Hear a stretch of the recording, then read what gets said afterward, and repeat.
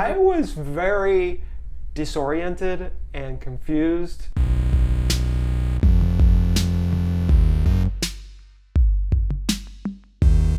Harry, we love you. And Florence.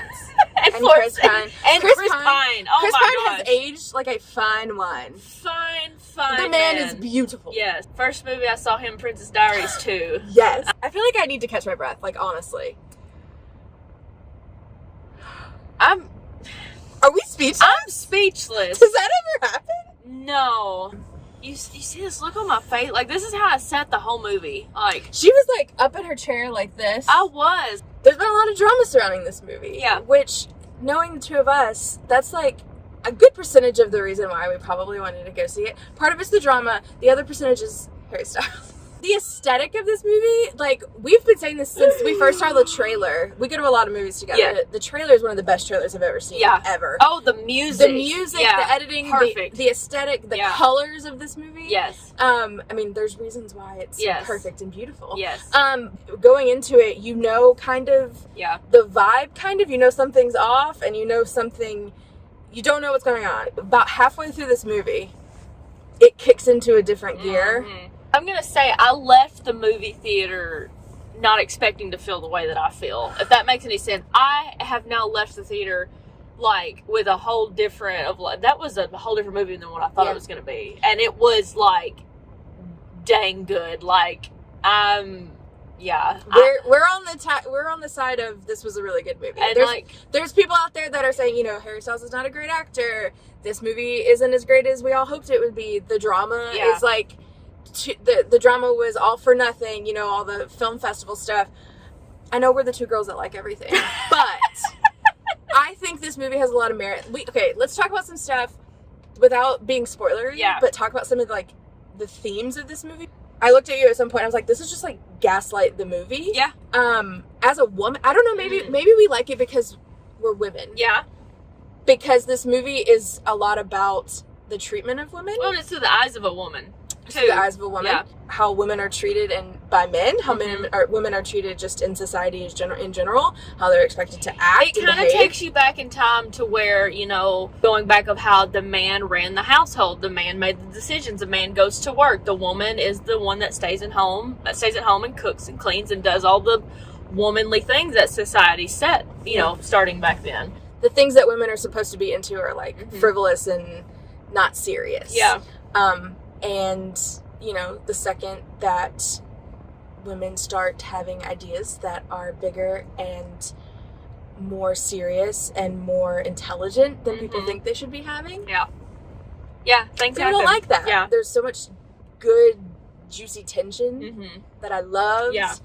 And I'm just saying this, if Harry Styles does not win an Oscar, I love when you say that. I guess, well, I don't know, because it'd probably be the same time as when Austin Butler would be nominated. So that's going to be kind of hard. Austin, I think's got that sold in the bag. Yeah. I'm not like a crazy Harry Styles person. No. I like him. I like his music, and I like him. I think he does a very good job in this movie. He has to do very different things in two ends of the spectrum, and he does it, and he looks good doing it. Yeah, he does. I'm gonna go ahead and start the rating here on this. Go for it. Well, what do we want to do this? I was gonna say, like, a hearty breakfast. Yeah, hearty breakfast. Hearty breakfasts do we give this? I'm just gonna say it, and y'all know me. I've done these reviews. We do this lots of times, okay? And I will say I have left the movie theater mad. Nope, JD, Mike, Buckner, Zach, I hate that movie. I'm sorry. That's a 0 out of 10. This one, I'm not lying to you, 10 out of 10. 10 out of 10. I don't know that I've ever given one a 10 out of 10, and I might give, maybe it's just because of the immediate, we literally just saw it, walked out of the theater, and again, I do think women will like this movie maybe more than some men. Yeah. Not all men. Yeah. Let's do it. We'll give it a 20 out of 20 from the two of us. I'm not even sorry about it. Michael, not even sorry. We don't care. I say go see it. There's lots of differing opinions out there already with it at all the film festivals and everything. Spitgate. And Spitgate. Look that up on Google if you know what we're talking about. I say go see it. I think it's important. I think it actually, like, all of this aside, all of Chris Pine's beauty, Harry Styles' beauty, Florence Pugh's beauty, all of the stuff aside, it has an important story. Yeah, it does. Like, as, like, cliche as that is, like, it's saying something important. Mm-hmm. Yeah, no, I agree. So listen to it. Yeah, go see it. You won't regret it. I'm gonna keep breathing. It's Ari Aster's second movie. Yeah, I mean, in a whole year. Yeah. He's done some short films, but it's a second feature length. Mm-hmm. And guys, I don't even know if I can explain this movie. Because on the surface, if you explain it, it's like, without mentioning any of the creepy stuff, it's just like Euro Trip. It's like they go to Europe for this trip, and they go to a weird commune in Sweden, and then that's when all the hijinks start. Like, on the surface, like, if that's how I explain it to someone, I could pitch this as a comedy movie. The director explains it as a breakup movie. Oh, yeah, it's definitely a breakup movie. Yeah. But yeah, it's basically one long sacrificial ritual. And that's as far as I'm going to explain it. But I was very disoriented and confused. Not like confused, like I knew what was happening, but the way it's shot is you're like, I don't like how this is being presented to me. And I can't tell if I like that or dislike it. It makes you uncomfortable. Yeah. But like, that's how, so Ari Aster, he did Hereditary last year, which was one of my favorite movies of the year. Yeah. And it was for that reason, because you're just like, it's so, disoriented is a great word. Like, you think you're in a dollhouse, but you're actually like in a real house and there's people walking in it. And you're like, what am I doing? What am I watching? Just freaky. This is a dude who doesn't care about like your jump scares, your teenagers who go see, your biggest horror audience. He's just like, I'm gonna make a movie that is weird, freaks people out, and probably make you throw up. Yeah, I mean, I didn't throw up, but you wanted to. No, I didn't. But you thought about it. But you Bad know, taste in your mouth? No, I had a penny in my mouth, but I didn't. If you go see this movie thinking it's going to be a horror movie, like jump scares, it's not that. It's one long, dreadful ritual. Yeah. With horror movies, they always got stupid people in it. Yeah. So the main characters make stupid decisions because they're Americans in Europe. You obviously make stupid decisions when you're in Europe. Mm-hmm. It happened in Spider-Man. It did. Happens in this one. All these weird things are happening throughout, and you're just like, why are they still there? Why are they still there? It keeps going, and you're like, why are they still there? They should have left forever ago. Cinematography is great. Like, there are shots where like it goes upside down or it like shakes, and so it's trying to make you feel how the characters feel, like going in over time, and it's very trippy. Like, there's a lot of stuff moving in the background. It's hard to explain an acid trip to a person that's never been on an acid trip. Like, I've never been on an acid trip. So if someone tried to explain an acid trip to me, I'd be like, cool, I don't know. Sure, if you say so. Yeah. If you liked Hereditary, you're gonna like this one. Good. I don't know how I feel about the movie. I can't even process how I feel about it yet. That's how weird and I want to say effed up this movie is. You heard it here first, guys. Maybe second. I don't know when you're watching. This is probably the 5th time we were watching this, and I gotta say, Mom, thank you. Dad, please stop watching. Dad, you're watching it too much.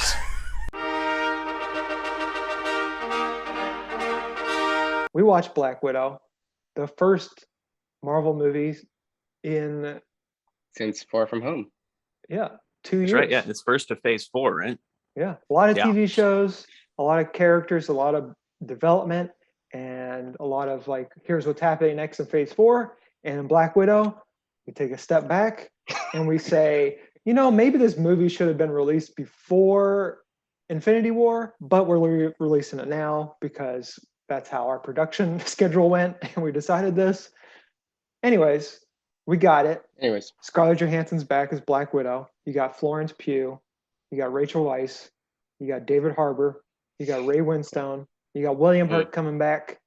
You got no crazy cameos like in the shows, but that's okay because this is a story about family and about Natasha confronting her past and like head on dealing with the things she did as a Black Widow, as a spy. Really felt at times deflating because it's a movie that I think should have come out before Infinity War to give her that more like a better punch for whatever happens to her. I mean, why am I trying to skirt around not spoiling Endgame? But the punch when she dies in the movie in Endgame is like, I can feel it after watching this movie. I was like, oh yeah, if this movie came out before, it would have been so much more impactful. I haven't seen all of the Marvel movies, but I've definitely seen all of the Avengers.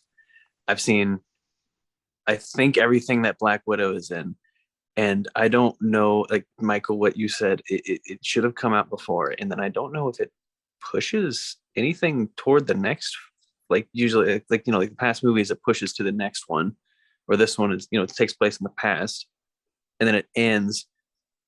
I mean, it kind of pushes at the end, at the very, very, very end.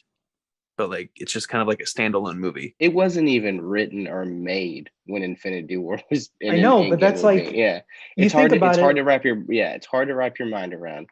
You can't super fault the movie. I mean, you can fault the people at Marvel for 11 years late. Well, I mean, we'll give them 10 years because it's supposed to come out last year. 10 years later, being like, we should give her a movie. Fault on them. But like Zach said, it was nice to have like another breather. It's nice to have a breather where I'm not like, okay, who's been snapped? How long has this been? What's happening? What's gonna happen? Where's Captain America? Like, we know where everything is in its place, and it's nice. And it's nice, like, to tell this story. And because honestly, I think my biggest concern was that we were gonna get into this movie and it was going to be like a mission that's like really bring something together and force it. But you know what? It wasn't. It was nice, like the kind of redemption and her dealing with something that she did back in the day, kind of throwing back to like she's got a lot of red in her ledger she wants to erase. And you're like, okay, there's still things that she wants to do. And it's nice. I was just really surprised. I mean, I knew I was going to like it. I didn't think I was going to like it as much as I did. I just want to talk about Florence Pugh. She is, I know this is the vehicle to get her into like the Hawkeye series and to like get her on into the Avengers and stuff. But man, she's such a great actress. I just love everything I've seen her in. She can do no wrong. David Harbour also. Like, all this craziness is happening, but it still takes a moment for Black Widow to be like, what are you doing? Like, hey, focus. Like, what's going on? And it was just fun. Like, it was nice. It felt like comedy that wasn't like forced to be funny sometimes. Like, I think sometimes the MCU does that. And like here, it's like, it really is things that we all relate, like that whole family element. Like, we weren't raised by like Russian spies, but hey, we've all been mad at our sister or our brother or embarrassed by our dad, like, relatable. There's a lot of little like meta jokes in it too that landed for me, at least. Mostly from Florence Pugh. This was her movie. A lot of Yelena setting, kind of like planting those seeds, but really in the end, like Scarlett Johansson, I mean, she's being the same character she's been for 11 years, but like at the end when she's like kind of in it and it becomes like it's her that like that figures everything out and takes care of business. And it was awesome. It was cool to see like her finally, I mean, you knew that she was awesome as Black Widow, but you're like, man, it's cool to see like she's the one who kind of gets the last words. It's a good ending to her story because we know how it ends. But get to step back a little bit and see Black Widow one last time in all her glory and reunite with her family. It's going to make the rewatch, when I finally rewatch all of them in sequential order rather than in whatever. Yes.